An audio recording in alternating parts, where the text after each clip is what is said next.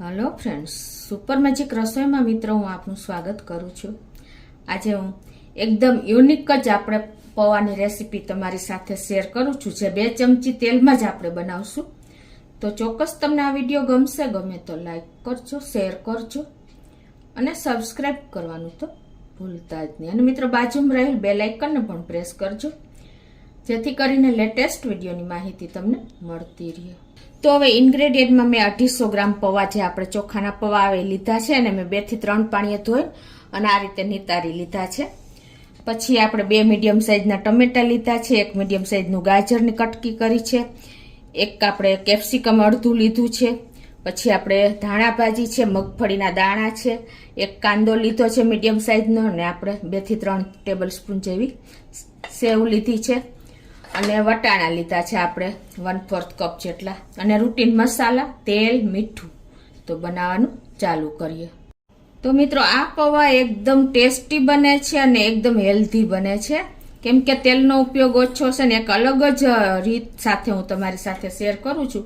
તો પહેલા તો આપણે શું કરવાનું છે કે એક વાસણમાં આપણે પાણી ગરમ કરવા મૂકી દેશું, અને એમાં આપણે આ જે ગાજર સમાર્યા છે એ ગાજર નાખી દેશું। એક ગાજરને અમે નાની એવી કટકી કરી છે, અને વટાણા જે આપણે 1/4 કપ જેટલા લીધા છે એને નાખી દેશું, અને થોડું એવું મીઠું નાખી દેશું।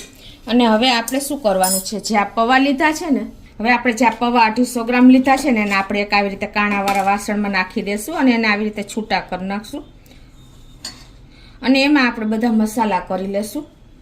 તો અડધી ટીસ્પૂન જેવી આપણે હળદર નાખી દેશું, 1 ટીસ્પૂન લાલ મરચું પાવડર નાખી દેશું, અને 1 ટીસ્પૂન આપણે ધાણા જીરું નાખી દેશું, અને ટેસ્ટ એકોર્ડિંગ 1 ટીસ્પૂન આપણે મીઠું નાખી દેશું, 1 થી 1.5 ટીસ્પૂન જેવું।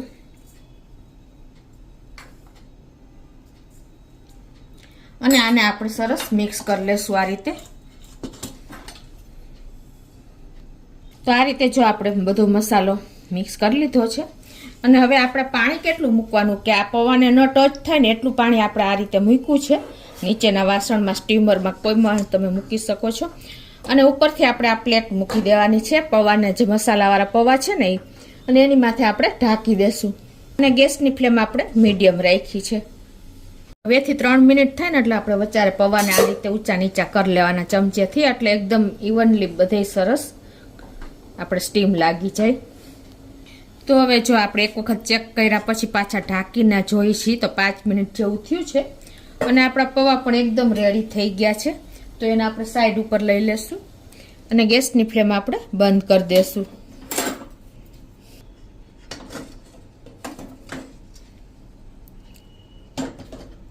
પણ આપણે પાણીને ગાળીને વટાણા અને ગાજરને લઈ લેશું, પણ આપણે સ્ટ્રેન કરી લીધા છે। તો હવે આવી રીતે પૌવામાં જ નાખી દેશું।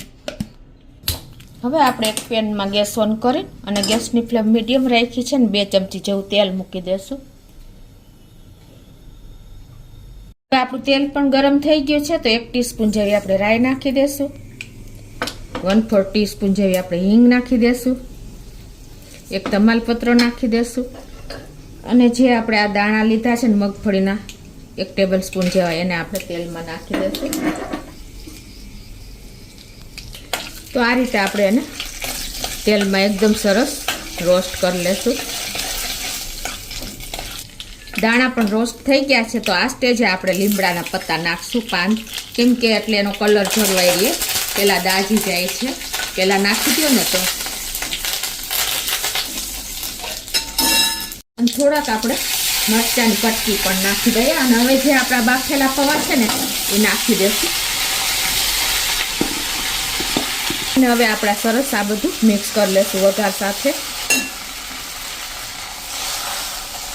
એક યુનિક જ મેથડથી મેં તમને આજે પૌવાની રેસીપી શેર કરી છે, જે ઇન્સ્ટન્ટ તમે બનાવી શકો છો, અને બાળકોને પણ લંચ બોક્સમાં કે નાસ્તામાં આપી શકો છો। તો આપણે થોડી એવી ખાંડને પણ નાખી દેશું, એટલે એકદમ ટેસ્ટી આપણા પૌવા તૈયાર થાય, અને મિક્સ કરી લેશું। તો જો આપણે હવે પૌવા પણ રેડી થઈ ગયા છે 2 મિનિટમાં મિક્સ કરીને, તો હવે ગેસ બંધ કરી દેશું, અને એને આપણે સર્વ કરી લેશું। એકદમ ટેસ્ટી એવા આપણા પૌવા રેડી છે। હવે આપણા પૌવા પણ રેડી છે. તો ઉપરથી આપણે ટમેટા નાખી દેશું. એકદમ ટેસ્ટી અને હેલ્ધી એવા આજે 2 ચમચી તેલમાં આપણે પૌવાને બનાવ્યા છે. કાંદા પણ ઉપરથી નાખી દેશું. આ એકદમ કાચું જ ક્રન્ચી લાગશે ને એટલે પૌવાનો ટેસ્ટ એકદમ સરસ લાગે છે. અને ઉપરથી આપણે થોડાક મરચી નાખી દેશું, કટકી મરચીની, અને થોડી એવી ધાણા ભાજી પણ સ્પ્રિંકલ કરી દેશું. તો મિત્રો 2 મિનિટમાં આપણા પૌવા તૈયાર થઈ ગયા છે. અને ઉપરથી આપણે સેવને પણ ભભરાવી દેશું. તો લાસ્ટમાં આપણે 1 ચમચી લીંબુનો રસ પણ નાખી દેશું. તો મિત્રો ચોક્કસ તમને આ યુનિક રીતે પૌવાની રેસીપી મેં શેર કરી છે. ગમે તો લાઈક કરજો, શેર કરજો અને સબસ્ક્રાઈબ કરવાનું તો ભૂલતા જ નહીં.